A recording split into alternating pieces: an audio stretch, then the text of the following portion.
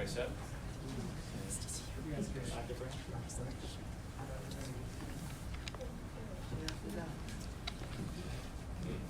Okay. Spare this one moment, folks.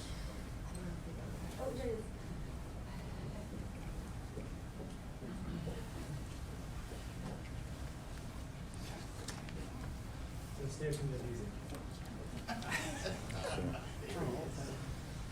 All right. Good morning.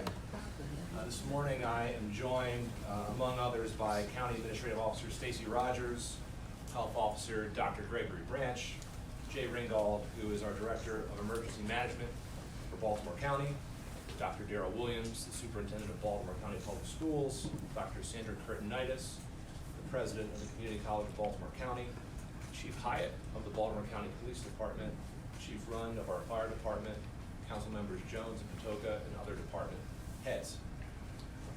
Let me first say that the safety and well-being is and always will be the first priority for me, for the residents of Baltimore County.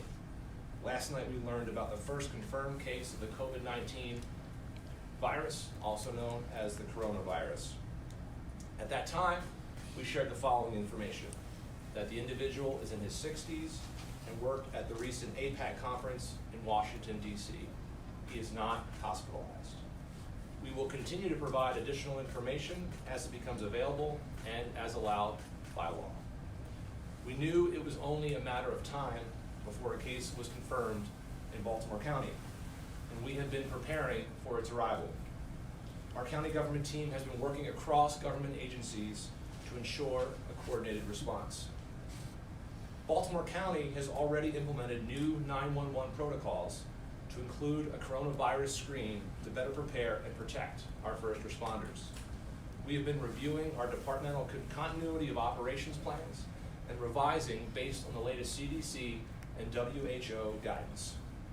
We are actively reviewing telework and sick leave options for Baltimore County employees and are in ongoing conversations and discussions with our partners, such as BCPS, CCBC, and the Baltimore County Public Libraries about similar actions for our partner organizations. We have issued emergency procurements for soap, hand sanitizer, and other necessary cleaning materials, with an emphasis on our senior centers, jails, courts, and areas with large traffic flows and concentrations of our most vulnerable populations. Today, we are announcing additional updates. Out of an abundance of caution, all senior center organized activities will be suspended immediately. Based on state guidance, Baltimore County senior centers will also be closed to the public effective Monday. We know that some of our seniors rely on our centers for meals and other services, so we encourage them to work with senior center staff between now and Monday to ensure they are prepared for this closure. We also encourage those individuals to call the Maryland Access Point hotline at 410-887-2594. Baltimore County is suspending all non-essential out-of-state travel for employees until further notice. And while our recreational facilities will remain open, we are suspending organized recreational activities by the Baltimore County Department of Rec and Parks until further notice. Accordingly, we are also advising rec councils to suspend all of their sporting events. We are canceling Baltimore County's remaining 3 budget town halls, and in the near future, we will be announcing a virtual option for residents to continue to share their priorities and feedback. We will also postpone pending and currently scheduled CZMP meetings and are exploring virtual options for these meetings as well. In that spirit, we are also now encouraging organizations holding or scheduled to hold large events in Baltimore County to likewise consider postponements or cancellations in accordance with CDC best practice protocols. We will continue to evaluate county operations as the situation evolves and make adjustments as necessary to ensure the safety and health of the public. As Baltimore County continues to plan and execute a multi-agency coordinated response to this pandemic, we urge our residents to continue to follow state, CDC, and WHO health guidelines. Among them, we encourage residents, especially those most vulnerable, to avoid large crowds and practice social isolation when possible. We will continue to monitor the situation coordinate with our partners at the state and federal level and take additional actions as necessary. It is clear that we must take this threat seriously. We are doing just that and will continue to do so here in Baltimore County. And with that, I will turn the program over to Dr. Branch, who will be followed by Jay Ringgold, Dr. Williams, and Dr. Kurtnice for questions. Thank you. Good morning, and thank you for joining us today as we announce the first confirmed coronavirus case in Baltimore County. The World Health Organization has designated the COVID-19 outbreak as a pandemic. Baltimore County is ready. We have been engaged since early December when the first reports from the WHO and the CDC were issued. As a result, we can see, SEE, clearly how to best navigate the pandemic.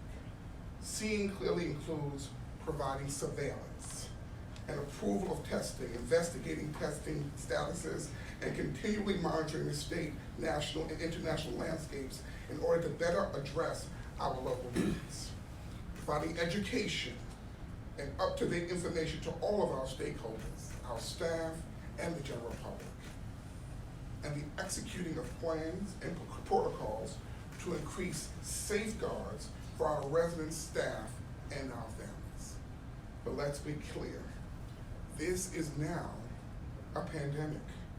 Therefore, while we have confirmed the first Baltimore County case, it most certainly will not be the last. We will not be able to stop this pandemic. However, we can all help to slow down and decrease the number of cases so that our hospitals and healthcare networks will not be overwhelmed. There are several things that we can do, including number one, be calm. Number two, wash your hands frequently using soap, water, and friction and wash for at least 20 seconds, rubbing vigorously.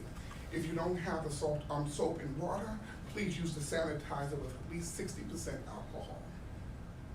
Avoid crowds as much as possible, especially if you're over the age of 60 and have a pre-existing medical condition. Stay at home if you're feeling ill. Cover your cough and sneezes and observe healthy personal hygiene practices. And did I mention, please wash your hands frequently. These may seem to be like small things, but they have a major impact. It's also very important to keep our residents informed and to provide a place to receive credible information, especially since inaccurate information is dangerous information and sometimes can spread quicker than any virus. To make the best possible information available, we have instituted a hotline for any coronavirus-related calls. The hotline now is open, and the number is 410-887-3816. You may also visit our website at www.baltimorecountymd.gov. These are excellent resources for your questions, concerns, and the most up-to-date information that you can confirm and dispel any information you may be hearing. That number again, 410-887-3816. It'll be open daily from 8:30 a.m. to 5 p.m. as we continue to provide surveillance, education, and as we execute our plan against this pandemic. Your Baltimore County Department of Health is on the job and here for you, so please don't hesitate to call us. Thank you. Jay? Good morning, I'm Jay Ringgold, the Director of Emergency Management for Baltimore County. Baltimore County Emergency Management Division has raised its level to an enhanced level as of last week. We are currently convening our EOC reps to be prepared for the opening and operation of an EOC. We have also tasked all our county agencies to update their coup plans. All of our coup plans were updated last fall. We are also added a pandemic flu annex to that COOP plan. This is to ensure that core functions and county agencies can remain during this possible flu epidemic or pandemic, coronavirus epidemic. We are doing everything possible with emergency management. We remain in communication with the county administration, the Health and Human Services, and Dr. Branch. We're doing everything we can to prepare our agencies to ensure that we can continue county functions throughout this pandemic. Thank you. Dr. Williams, Superintendent, Baltimore County Public Schools. So good morning for Baltimore County Public Schools. We are conducting daily briefings with the Baltimore County health officials, cabinet members, senior leaders, and have a COVID-19 task force to examine our protocols and operations of the system. We have provided weekly communications to our principals, staff, parents, and community members. References are on our website. Our school board also has been briefed. We have communicated to our schools about the critical times throughout the instructional day for students and staff to properly wash hands. We have canceled out-of-state professional development activities and professional conferences for staff until further notice. We are canceling and postponing all large assemblies and events until further notice. We have limited field trips to in-state, but will continue to re-examine that decision. We're looking at them case by case. And finally, all Maryland school superintendents have been in contact with each other, and we have regular updates from our state superintendent, Dr. Karen Salmon, which I have a conference call at 11:30 this morning. Any decision made regarding closing of schools or the altering of the school day will be made in partnership with the Baltimore County Health Department and the State Superintendent of Schools. Thank you. Dr. Curtis. Thank you. The college has been implementing progressive measures since January. We've canceled all travel except the most necessary, and we are canceling or postponing all major events. The most significant thing we are doing, however, is as of next Monday, March 16, the college will remain open, but all in-person campus-based classes will be suspended for 1 week to give our faculty an opportunity to move to a remote delivery system. Those classes will reconvene then on March 23rd, and this plan will be in place until April 30 unless conditions change or modulate in some way. Thank you. As you can tell, we are actively in collaboration with our partners in all agencies. I see Reverend Stevens with Senator Cardin's office, and we are constantly actually talked to Senator Van Hollen this morning as well. So we are constantly in partnership and collaboration with our state and federal partners across the county enterprise, and we continue to take this seriously, and we'll take all steps to ensure the safety and well-being of our residents. With that, happy to open up questions for me or Would others. you kindly provide us with a copy of the COVID-19 response plan? And if not, could you talk to us about why you can't provide that information to the public? Stacy, I'm gonna turn it over to Stacy Rogers, who's leading up the COOP plan leadership. Our plan is multifaceted, which includes what our colleagues at the school system are doing and at the community college and internally. We're pulling pieces together that talk about our actions, but many of our actions that the CE articulated this morning are indeed the steps that we're taking. Once we have our COOP plans available in terms of integrating a public health component, we're happy to talk more about that. Can you say anything more about this first case? And this may be Dr. Branch or the county executive. I know you can't reveal personal information, but I understand there are several cases around the country tied to the APAC conference. Are you worried about others? I know there are several Towson University students who are quarantining right now. So what happens is the fact that when you have a pandemic and we have this issue with the virus, especially a new virus, there are going to always be more cases. And so we know that in that area of DC, at that particular hotel, people have been exposed. So what happens is the fact that we're gonna have to wait at this particular time, and we start to definitely test folks who were there, if they become symptomatic, and then all that we have to do an investigation of all the people who they were then associated with. So that's what my department does. So we actually work with that person and then all the people that they've touched. And is it true that there was limited contact by this person? Is that what you were saying in the press release last night? So what happens is the fact that there is, it depends on how you want to define limited, right? Because most people don't live in a bubble, right? But at this particular time, we were able to kind of contact all the people that we thought that person was in contact with and do the appropriate testing when necessary. Okay, Dr. Branch, I just want to follow up on Mike's question, because globally, the delay of the symptoms being visible to a person is one of the reasons why there seems to be an exponential rise in really severe cases showing up at hospitals.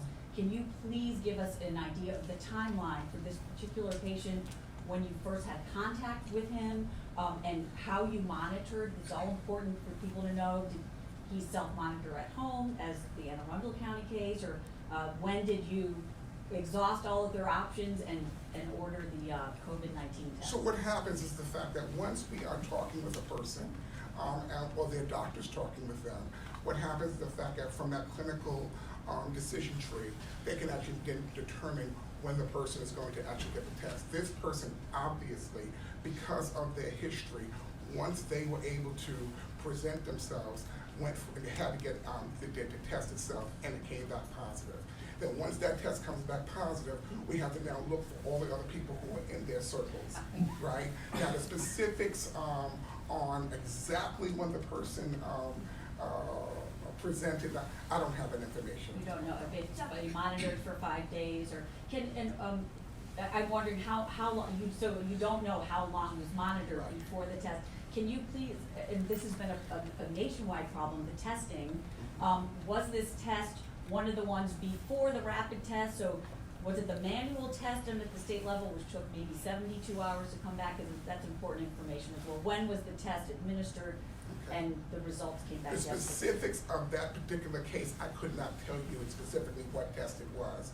He did have a confirmatory test that said that he had the coronavirus, yes. But you don't know the lag between the test being administered? I don't have that information. Okay, all right. Kate, I'll just add that your question, I think, speaks to the need for the social distancing that is best practices and guidelines because of the incubation time, because of the uncertainty, because so many people are asymptomatic.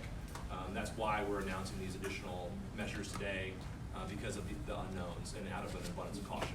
That's why I asked. Last question. As far as the school system is concerned, does this mean canceling, when you say large events, is it canceling things like audiences for athletic events? Can you explain that a little bit better as far as what you're looking at? So we are looking at large events. We are working with our partners, the Athletics Association, to figure out what stipulations we need to put in place. As you well know, we have some playoff games happening today and tomorrow, so there's some guidelines with that. So we have a list of all of our activities, including field trips, and we're working with our school leaders to make the best decision. How many tests does Baltimore County have? I mean, have we done? How many do you have? How many Oh, okay, so what happens is the fact that the tests are actually done by the CDC, NVH, and from the private labs. So we don't actually have a test because they're sent to the private labs. All right, thank you all. Oh, wait, how many have you done? Thank you, Kate. Okay,